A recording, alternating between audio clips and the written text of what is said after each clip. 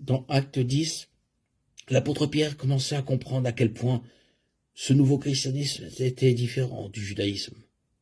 Alors qu'il priait sur un toit en attendant le déjeuner, il eut une vision. Un drap tombant du ciel contenant de nombreux types d'animaux différents. Une voix l'encouragea à manger. Pierre hésita, réalisant que certains des animaux du drap étaient interdits par la loi juive. Le drap descendit 3 fois et Pierre refusa 3 fois. La vision avait un double objectif. Le plus évident était que sous la nouvelle alliance, les règles cérémonielles concernant les restrictions alimentaires avaient été levées.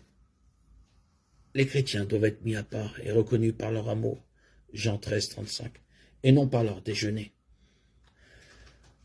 Le deuxième sens plus profond était que le salut du Christ était ouvert aux non-juifs, tout comme aux juifs. Immédiatement après la vision, Pierre reçut la visite de messager d'un centurion non-juif nommé Corneille, qui était prêt à accepter le Christ. La première interdiction de la Bible concernant la consommation de sang se trouve dans Genèse 9, 2, 4, où Dieu dit à Noé « Tout ce qui vit et se meut vous servira de nourriture. Comme je vous ai donné l'herbe verte, je vous donne maintenant tout. Mais tu ne mangeras pas de viande qui ait encore son sang. » Cette interdiction était probablement une interdiction de manger du sang cru, c'est-à-dire de la viande crue. Pour la première fois, les animaux étaient une source de nourriture autorisée et Dieu s'assurait que Noé ne les mange pas crus. Plus tard, l'interdiction dans Genèse 9.4 est réitérée dans la loi de Moïse. Lévitique 17.14 nous donne la raison derrière le commandement. Car l'âme de toute créature est son sang est son âme. Il est important de comprendre que les croyants en Christ du Nouveau Testament sont libérés de la loi, et nous devons demeurer fermes dans cette liberté. Galates 5.1. Nous ne sommes pas sous la loi, mais sous la grâce. Que personne donc ne vous juge au sujet du manger ou du boire. Colossiens 2.16. Ainsi, manger un steak saignant, du boudin, des galettes de sang, de la soupe de sang ou du tofu au sang n'est peut-être pas acceptable pour tous les chrétiens, mais c'est permis. Et un autre passage à considérer dans Acte 15. La vision n'aborde pas directement le sujet de la consommation du sang, à moins que cela ne soit inclus dans la révocation de la loi.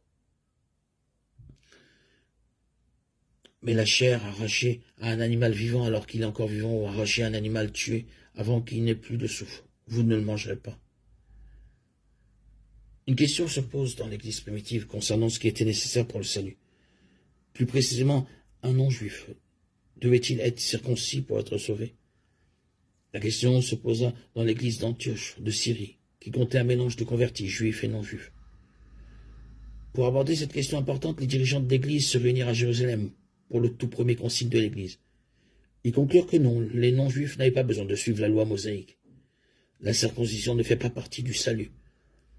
Cependant, au verset 29, les dirigeants rédigèrent une lettre contenant ces instructions pour les non-juifs d'Antioche.